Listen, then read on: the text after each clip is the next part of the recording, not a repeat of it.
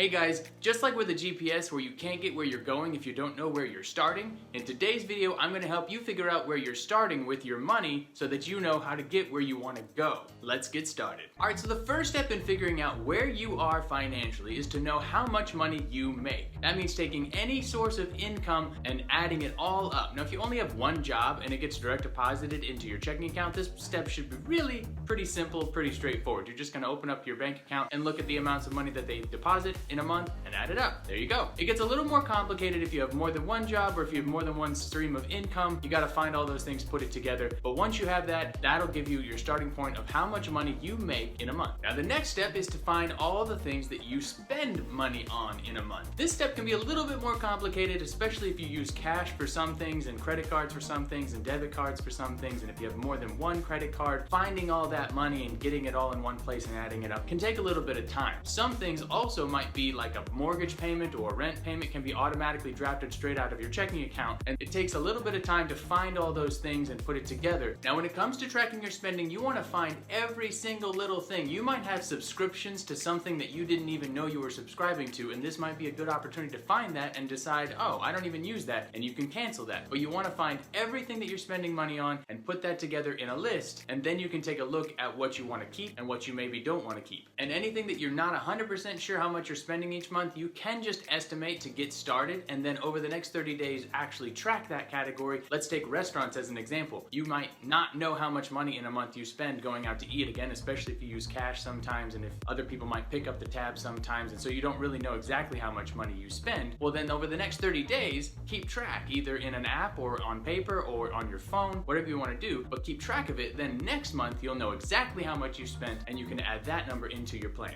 And give yourself some grace with this process, all right? Learning something new is not linear. So this first month, maybe the first 3 months, this whole idea of keeping track of what you're spending, keeping track of how much you're making, you might make mistakes. You might plan to budget a certain amount of money for certain categories and you might be way off. You might spend $50, $100 over in that category the first few months. That's totally okay, all right? This is a learning process and learning isn't linear. We like to think that you just go straight up, but it's often up and down and up and down and up and down, 2 steps forward, 1 step back. Now, once you have the total amount of money coming in and the total amount of money going out, you're going to subtract those numbers from one another. So you're going to start with how much money you make and you're going to subtract how much money that you spend. And you're going to come up with a number, and that number is going to put you into one of 3 categories. You're either in the category of debt. Debt means that that number is negative. If you are spending more money each month than you are making, you either are in debt or you're soon going to be in debt, because that means you're taking money out of your savings to cover the gap every month, and eventually that savings is going to run out. So we need to address something in this process if you're in the debt category. You could be in the broke category. Now what's the difference between being in debt and being broke? Broke just means you don't have any money. So basically it's zero. You spend exactly what you make, and at the end of the month you don't have anything saved up. The problem with being in the broke category is that if you were, say, to miss a paycheck, get sick, lose your job, have your hours cut back, then you move directly into the debt category because you have expenses that you can't cover. So you don't necessarily want to be in the broke category either, but it is a step up from the in debt category. Or you find yourself in category number 3, which is you are either wealthy or you are taking the steps to become wealthy. Every month you spend a little bit less at least than what you make. That gives you what we call margin. You can use that margin to build wealth through investing it or even just putting it into a savings account. Either way, it's money that you keep from what you make, and that money that you are keeping each month gives you options that you don't have if you're broke and have zero money, or definitely if you're in debt and you are actually having to owe somebody more money at the end of the month than you've even brought in.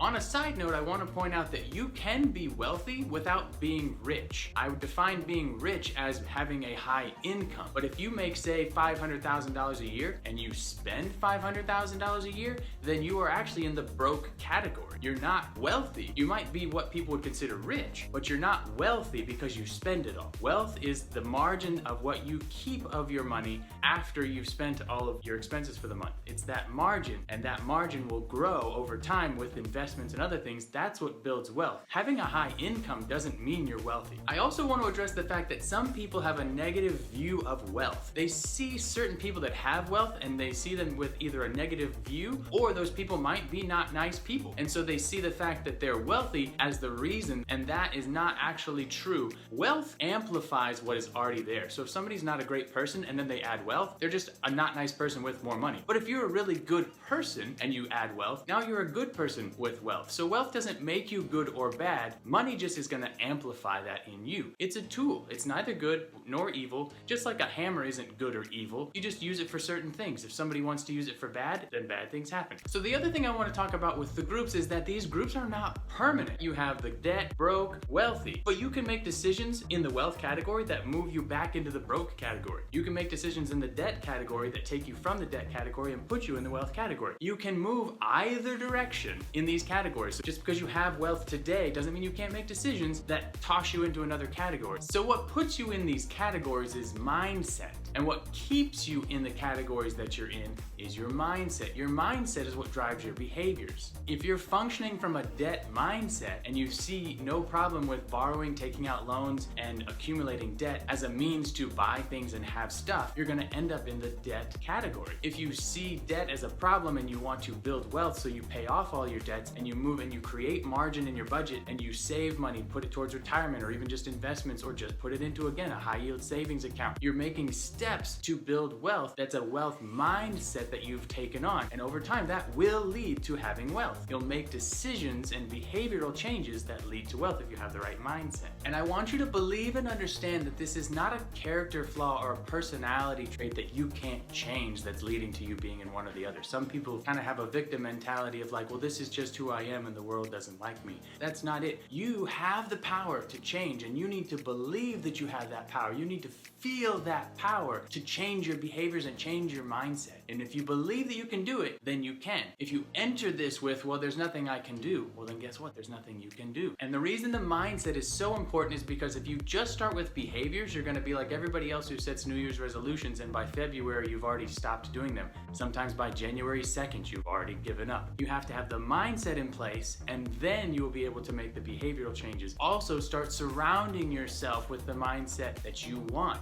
You have to find people that believe what you are trying to believe in themselves so that you can look to them as an example that it's possible. So surround yourself with people that have the mindset that you want.